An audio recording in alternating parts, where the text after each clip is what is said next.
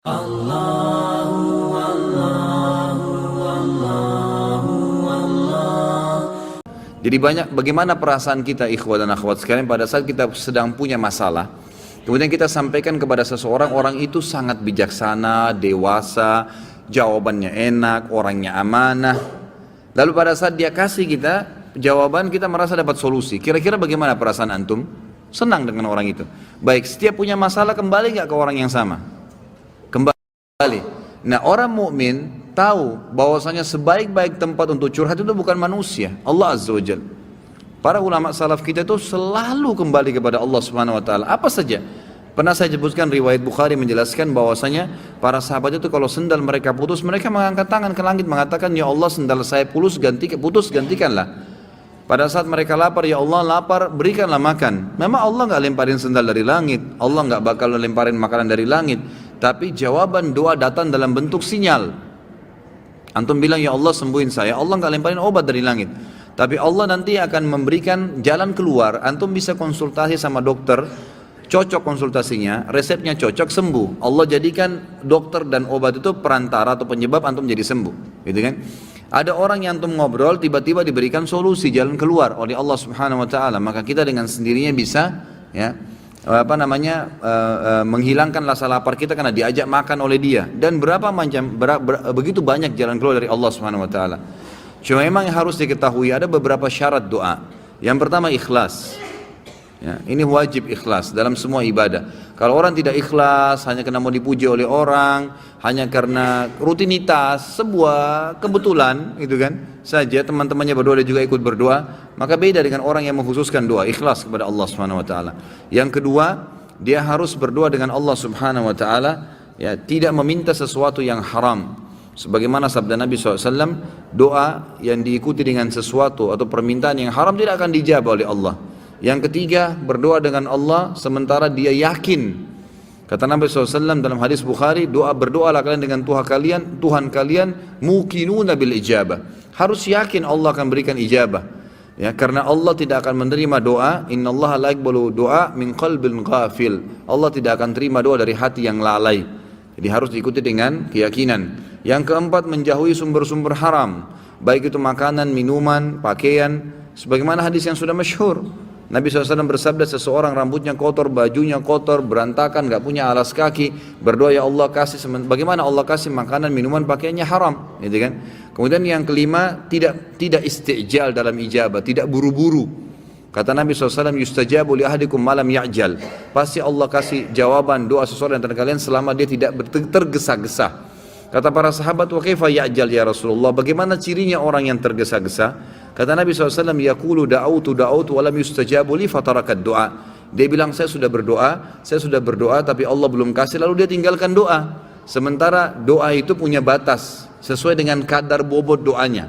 Misal, antum hanya sekedar lagi jalan, keluar dari rumah menuju ke satu tempat, antum mengatakan, "Ya Allah, mudahkanlah."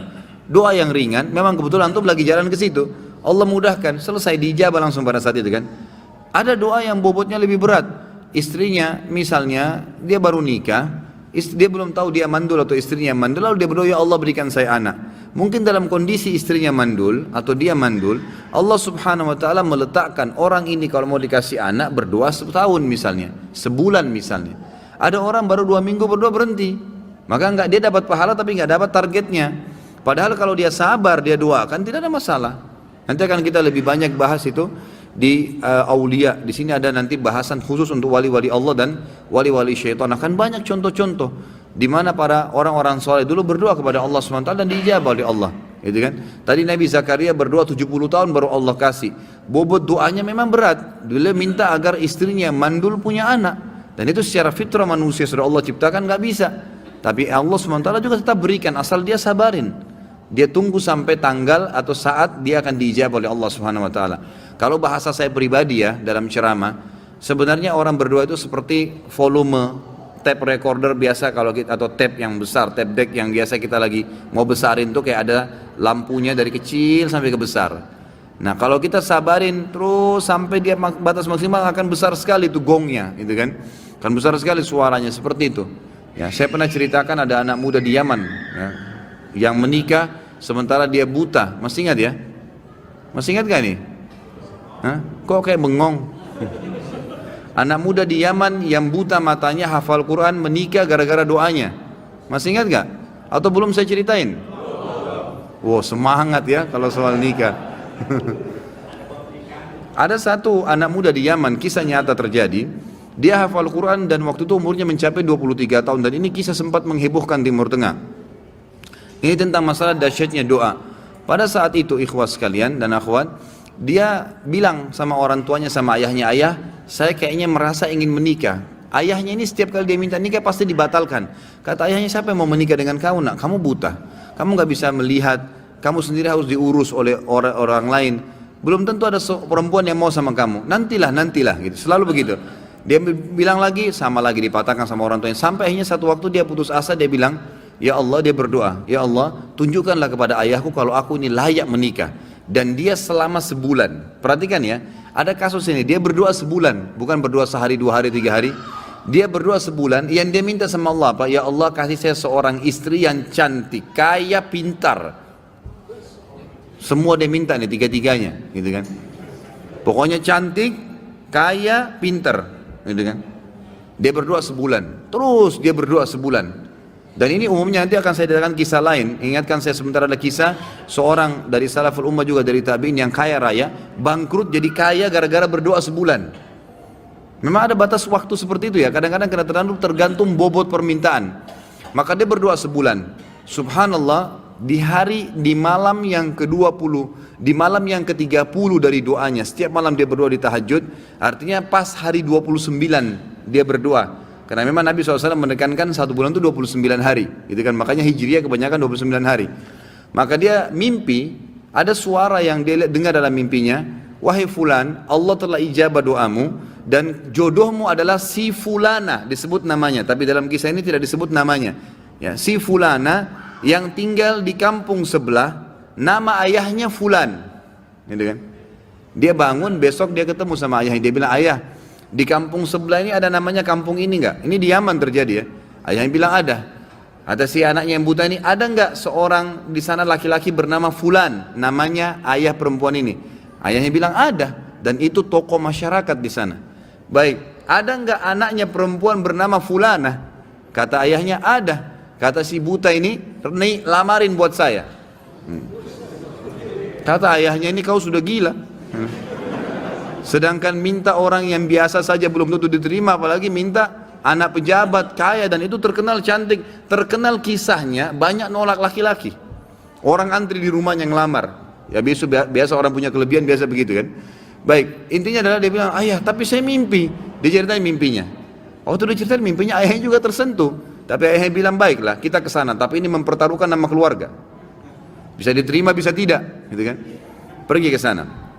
Tiba di kampung sebelah, ringkas cerita, ngobrol lah, disambut oleh tuan rumahnya, lalu ngobrol-ngobrol secara umum, kami dari sini, terakhir menyampaikan hajatnya, ini anak saya, orangnya buta, tapi dia hafal Quran, orang yang soleh, tinggal di rumah tapi tidak ada pekerjaan gitu, dan dia meminta terus terang kepada saya, agar melamar anak anda. Tahu apa yang terjadi ikhwah? Ayahnya perempuan, tanpa nanya banyak kepada anak laki-laki, mengatakan saya terima lamarannya. Ditanya sama ayahnya si laki-laki ini, sama si laki-laki juga, ayahnya terutama yang tanya, kok kenapa anda langsung menerima, belum tanya anak saya, belum tanya kegiatan sehari-harinya apa? Kata ayahnya ini, yang calon mertuanya, saya tadi malam mimpi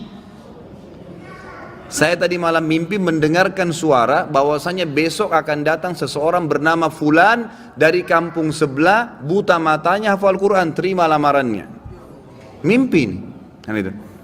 Tapi sebulan berdoa, antum baru 2 minggu sudah kempes, makanya nggak dapat, gitu kan. Kemudian kata ayahnya, saya terima lamarannya, tapi saya belum bicara sama anak perempuan saya. Ini luar biasa kisahnya. Dia bilang, saya tanya dulu anak perempuan saya, kalau dia terima alhamdulillah, kalau enggak berarti tidak. Saya mohon maaf. Dia masuk ke dalam bicara sama anaknya. Ini cerita ayah perempuan bicara sama anak perempuannya.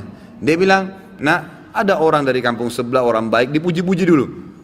Hafal Quran tapi buta matanya, ingin melamar kamu nak, namanya si fulan. Kaget si ayahnya perempuan, satu perempuan bilang, saya terima lamarannya ayah. Selama ini nolak terus ini, orang datang bolak-balik, yang sudah gagah, yang sudah kaya, yang pintar, ditolak semua. Anak perempuan tidak mau.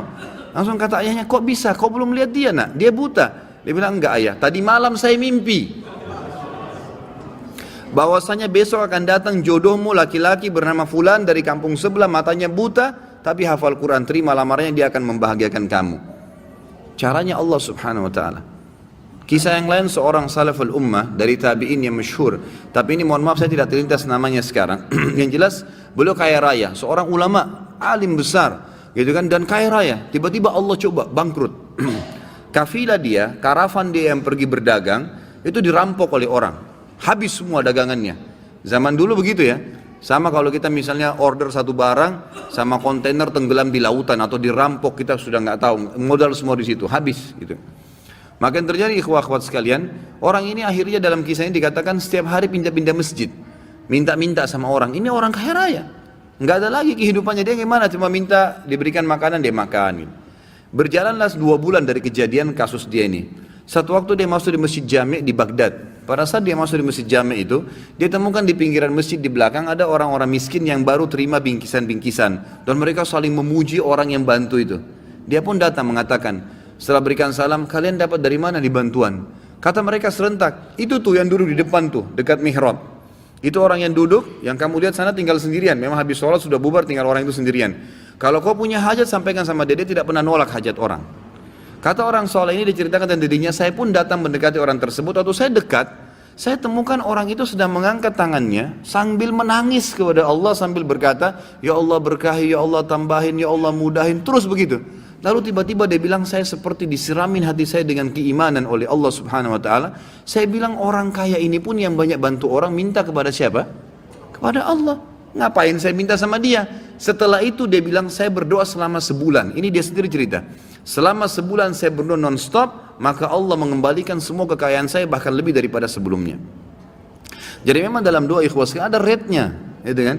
Jangan 1-2 hari berhenti, tidak boleh istijal. Sabar, nikmatin prosesnya, gitu kan? Allah tuh maha dengar, maha tahu, dan Allah akan memberikan pada saat antum sabar sampai titik klimaks daripada doa itu, maksimal titiknya, maka Allah akan berikan luar biasa, gitu kan? Ada cobaan datang, ada doa yang antum sampaikan, belum diijabah, tetap saja terus berdoa.